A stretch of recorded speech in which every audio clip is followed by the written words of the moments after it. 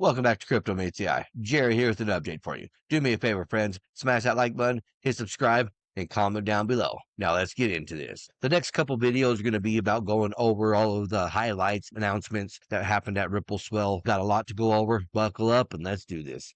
First up, we're locking into the ledger with Evernorth XRP going public, raising over $1 billion. I think years ago, and of course the XRP army is not part of this question, but XRP wasn't always the easiest narrative to help educate people, right? This idea of what I think of as just a, kind of multifaceted financial services entity or platform offering as many things as possible was a little bit outside of the education scope of currency, smart contract platforms, stablecoins, things. So I guess now with these events and this kind of explanatory power and sort of financial power that Ripple has, and the acquisition like of Hidden Road and the rebranding that as a explicit prime services business, do you feel just more like a big diversified financial services company?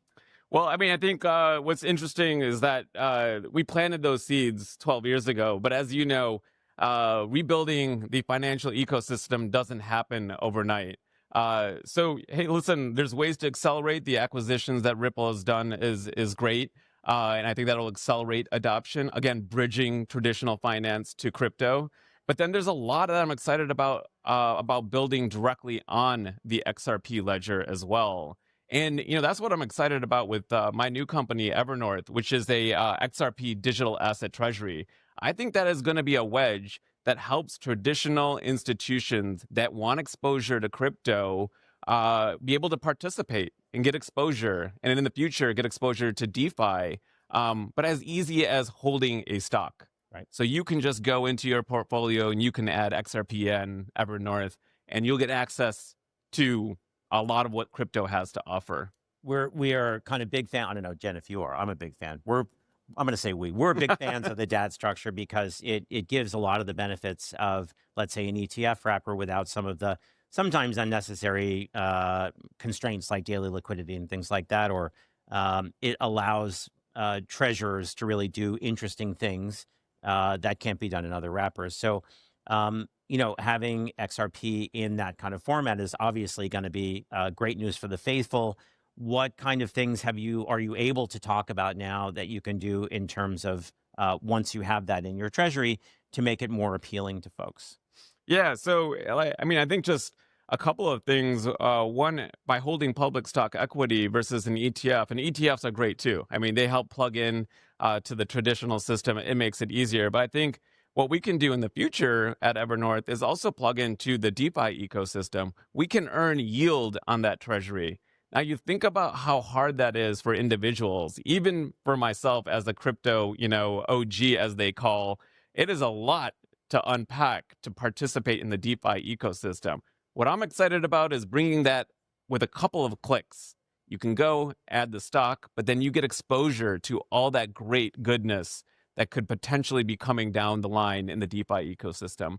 But to start, we're going to go and earn yield on the treasury using traditional methods. And so, we'll have a blend, but when the DeFi ecosystem starts to grow and mature with the right kind of controls, we'll be ready to participate in that ecosystem. And we want to build that right on top of the ledger, XRP ledger. To be honest, I'm still shocked that we're having all this media coverage on blockchain technology and Bitcoin and XRP and Solana and Ethereum. We didn't have this much coverage back in 2020, 2021 bull run. We had very limited coverage. And we still believed back then that the institutions were coming. Well, they weren't coming back then, but the institutions are here now. History was just made in the U.S. Bitnomial, a CFTC-regulated exchange, just became the first U.S. derivatives platform to accept RLUSD's Ripple stablecoin and XRP as an official margin collateral.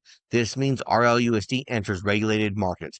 XRP becomes institutional-grade collateral. Ripple just bridged blockchain liquidity with Wall Street. And next up, Ripple President Monica Long breaks down Ripple's next chapter at Swell 2025. We have a lot of folks watching who are ardent XRP, enthusiastic XRP army. What kind of message can you tell them about the growth plans and, what's sitting in their wallets right now?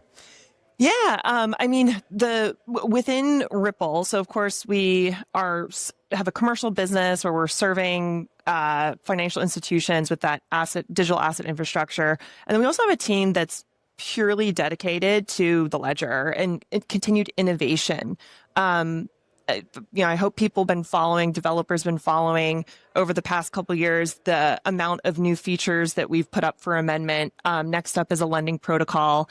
So there's a lot of investment internally in just expanding the use cases and capabilities, and then also to bring more institutions in their use cases, like stablecoins being a great example, onto XRP Ledger. Ripple team overall, we think about the flywheel effect between utility, trust, and liquidity in XRP.